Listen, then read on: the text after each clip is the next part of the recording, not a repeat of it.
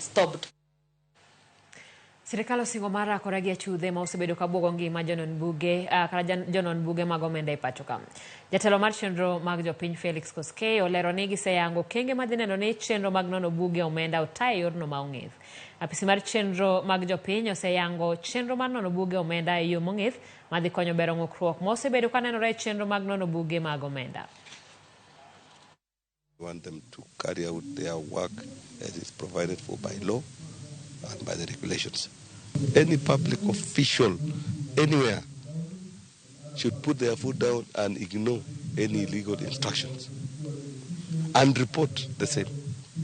And we are ready to protect our officers who are doing the right thing. And so far, we've not had direct reports for people who have been threatened, but we shall take immediate action if we find that there is anybody in government who threatens their juniors because they are doing the right thing. We are not going to condone and we are not going to accept. We want them to carry out their work